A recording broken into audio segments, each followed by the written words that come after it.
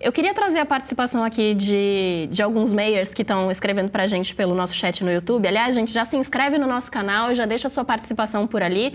O Zé Carlos, que acompanha a gente aqui todos os dias, diz, olha, o herói oculto é o Marcelo, né? Afinal, foi ele quem escreveu o livro. E a Angélica também diz aqui, muito orgulho da Fernanda, do elenco, do diretor e do Marcelo Rubens Paiva. Que momento glorioso para o Brasil.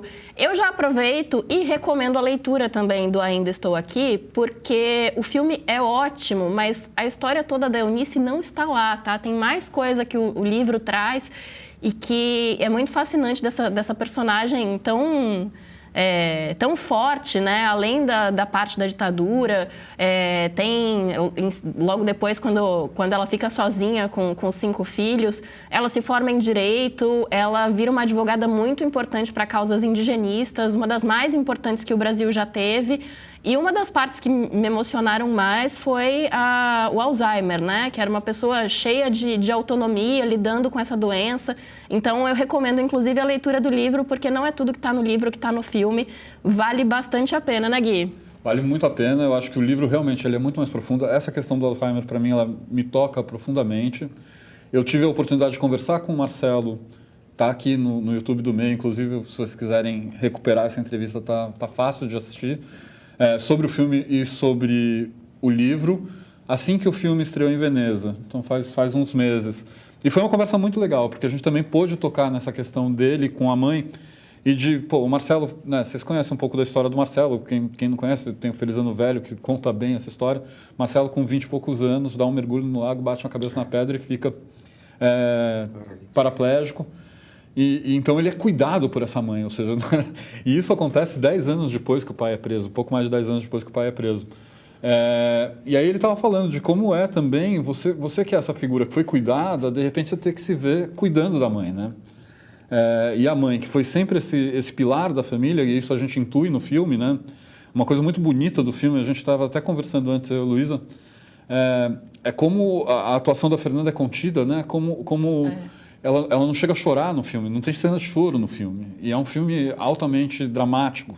E essa suspensão vai te deixando num estado cada vez mais emocionado você como espectador, né? Eu acho que isso é um dos pontos altos da performance da Fernanda. E o Marcelo fala disso também muito bem, assim, de como como foi para ele contar a história da mãe dele e revisitar a história da família. Porque são muitas histórias que se cruzam ali, né? Porque o pai dele foi bastante atacado também, né? No período eleitoral e tudo mais. Eu acho que, né, com a polarização que a gente teve nos últimos tempos, todo mundo que era identificado com um polo, né? E aí a gente pode falar do Vladimir Herzog, a gente pode falar do Rubens Paiva, a gente pode falar de todos esses que são mártires, ou então das pessoas que atuaram na luta armada, tipo Gabeira, entraram para uma parcela da população numa lista de proscritos. A gente, né, de pessoas que não podem ser vistas. E a gente estava nesse momento também que a arte não podia funcionar e eles atacaram a arte de uma maneira... Até tem uma matéria que eu fiz primeiro, antes de eu vir trabalhar aqui, falando de Lei Rouanet, que fala justamente sobre isso, de como eles foram minando as leis por dentro para sufocar a arte a partir de sufocar as formas de você ganhar dinheiro com arte, ou seja, de você conseguir construir projetos. Era a guerra olavista, né? Era a guerra olavista botada em prática. Então, eu acho que esse filme, essa performance tão bonita e essa história ser contada de um jeito tão bonito pelo Walter Salles, ela é um tapa com luva de pelica nessas pessoas que tentaram minar a cultura desse jeito. A cultura... Isso também é uma coisa que nenhum fascista aprende, que a cultura você não consegue represar. A cultura, ela transborda. Se você aperta aqui, ela sai ali. Se aperta muito, sai um Chico Buarque. Entendeu? Não dá para você trabalhar dentro desse registro do estrangulamento. E aí, agora a gente está voltando a ter filmes, né? E eu acho que essa nova safra de filmes dos últimos anos é uma safra de filmes em que a política acaba sendo um assunto inevitável. Por quê? Porque justamente a cultura virou quase que um caso de polícia, assim, quase que um caso de censura de novo, né? Então eu acho que reflete, né? Eu acho que essas coisas todas refletem e eu acho que esse filme traz isso. Uma outra coisa que eu queria falar, que a gente não falou, quando tu fala, quer falar mais da Fernanda. eu acho que tem um aspecto da Fernanda que é onde ela consegue fugir da tradição familiar, dessa tradição ela é uma escritora também. Ela não é só uma atriz. A Fernanda é das atrizes, além de ser essa atriz maravilhosa, ela talvez seja das personagens da cultura hoje mais completas. Artista, né? Ela é artista, ela é uma artista em todos os sentidos. E eu acho que trazer esse lugar do escritor, do fabulador, para dentro da construção do personagem é uma coisa que se faz muito bem. E isso aparece na obra dela, assim. Não só agora, eu acho que aparece desde Eu Te Amo, entendeu? Quando ela era jovenzinha, fazendo o que os críticos falaram que foi a maior propaganda de vodka da história do cinema nacional. Mas que era um filme belíssimo, né? E eu acho que é isso. A gente não tem grandes filmes de ditadura que ecoaram fora do Brasil, né? Assim, esse talvez seja o primeiro. A gente tem grandes filmes de ditadura com atores brasileiros e com coisas que ecoaram. Por exemplo, O Beijo da Mulher-Aranha, se vocês forem lembrar do Babenco. É um filme com a Sônia Braga tal, e que fala de ditadura, embora não seja uma coisa tão explícita. Mas esse eu acho que vai ser um filme que vai ter um jeito de olhar para a ditadura também diferente, porque ele vai muito para uma história da vida privada. Ele vai muito para esse lugar em que as pessoas conseguem se relacionar. Você não está falando de uma coisa esquemática, não é o Marighella, não é o Que é Ex-Companheiro. Ele é um filme muito da sala de estar.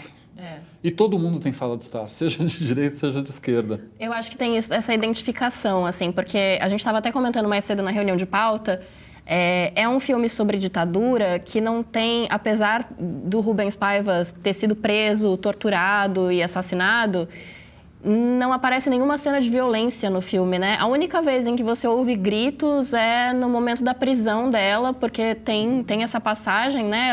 Ela é presa sem motivo aparente, é levada lá, fica vários dias presa numa sala escura, ela nem sabe quantos dias ela ficou presa quando ela volta para casa. E é só nesse momento que você escuta gritos. Não tem nenhuma outra cena de violência no filme, não tem sangue, não tem um grito, não tem nada. E mesmo assim, a gente fica apreensivo o filme todo, porque é um filme difícil, assim. E eu acho muito bonito esse encontro de como o Marcelo conta a história no livro, como a Fernanda encarou a personagem e como o Walter Salles amarrou tudo isso, assim, porque até as cores do filme mudam quando o Rubens Paiva é levado, né? Então, realmente... Eu acho que soft talvez defina mais uma vez, assim, porque ele fala de um tema muito denso, muito pesado, muito triste, de uma maneira que você chora, mas você não está vendo diretamente a violência, assim, é muito delicado, né? Que para nós também essa violência está muito óbvia, né? Assim, e eu acho que, por exemplo, ela passou perto de novo. Ela está muito perto. Exatamente. E aquele... Agora eu lembrei porque eu não vi o filme. Não, os interrogatórios dela, por exemplo, a gente segue os interrogatórios dela no filme. São super contidos, mas tem uma ameaça presente, tem uma violência por trás ali, que você sabe que aquela voz mansa, aquela coisa, eu tô aqui para te ajudar, você sabe aonde vai levar, né? E aí você tem também os personagens que você vai vendo as narrativas do terror aparecendo aqui e ali, né? Imprensa internacional, como os fluxos vazavam, isso tudo está contado. Mas ele não precisa ficar nisso, porque a história em si é tão apavorante, ela mesma, que você não precisa explicitar. Exatamente. Tanto que eu comentei mais cedo com vocês também que eu comecei a chorar quando ainda estava tudo bem no filme, né? Não tinha acontecido nada e eu já estava soluçando. Já antecipando o que ia acontecer, aquela felicidade toda que ia ser destruída. Porque a família fica linda e as cenas são incríveis no começo e você fala, nossa, que pessoas legais, E você sabe que daqui a pouco vai mudar, né? Quando eu quis dizer que eu lembrei porque eu não vi o filme, é porque era por causa disso e a minha mulher não quis ver o filme. Porque durante esse período Bolsonaro, muitos de nós ficamos também, enfim... A minha mulher, volta e meia, falava, assim, não fica batendo no governo, não fica... Eu fui perseguido também, entendeu? E aí, na verdade, é claro que é excesso de medo, talvez, mas é essa ideia de que, de repente, a família pode ser destruída. Exatamente. Por causa disso. Ela só leu a sinopse, vocês não querem ver, não. Entendeu? Mas eu vou ver. Vamos voltar para São Paulo? Flávia Tavares e Caio Melo estão por aí? Sim, eu queria fazer um comentário a partir disso tudo que vocês estavam discutindo e de uma mensagem que um dos nossos espectadores mandou, o Enio, falando, claro que o filme é sobre política, é claro que é um recado e tal. E eu acho que na minha fala talvez isso tenha ficado um pouco confuso, eu não tenha me expressado bem, é muito possível. Sim, é um filme ultra político. O que eu quis dizer é que ele não é um filme...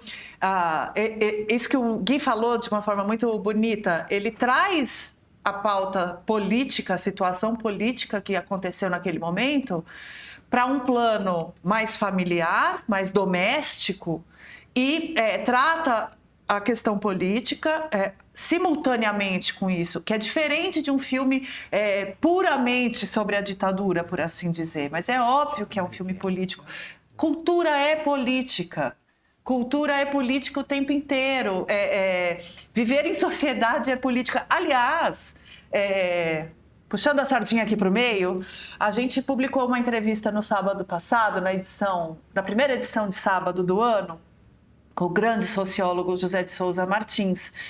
E a gente estava discutindo, ele é muito estudioso da questão das relações de trabalho, entre outras coisas, ele é um sociólogo incrível, super completo. E uma das coisas que ele frisou é a forma como a mais-valia volta ao proletariado de formas variadas, inclusive com investimentos de bilionários na cultura. Ontem mesmo eu vi um meme muito bom, que o Walter Salles está fazendo direitinho o papel do bilionário, que é investir em cultura em vez de investir no nazismo. Que bom, né? Então é óbvio que é política. Tudo é política. O discurso da Fernanda Torres foi político, foi altamente político. Mas ele não foi uma coisa confrontadora. Ele conseguiu ser um discurso político que deu um recado muito claro e ainda assim com muita delicadeza, com muita sutileza. Eu acho que existe um caminho. Bom, é o caminho do meio, é o que fazemos aqui. A gente busca, né, pelo menos é a nossa missão, falar de política sempre de uma forma que convide as pessoas a se sentar e a conversar, e não que feche a porta, né? Então, foi isso que eu quis dizer, Enio. Mas, claro, sim, você tem razão, é um filme extremamente político, como Central do Brasil também foi. Assim, eu acho que manifestações culturais, em geral, tem uma dose política importante. A gente está assistindo ao Gustavo Lima se candidatando à presidência. É política música sertaneja, é política o show do Caetano, é política o Janja Palusa, tudo é política, e manifestação cultural principalmente, tem uma carga de mensagem que a pessoa quer passar para a sociedade, de mensagem de dores sentidas coletivas, transmitidas na arte, né? Então, enfim, só queria fazer esse complemento.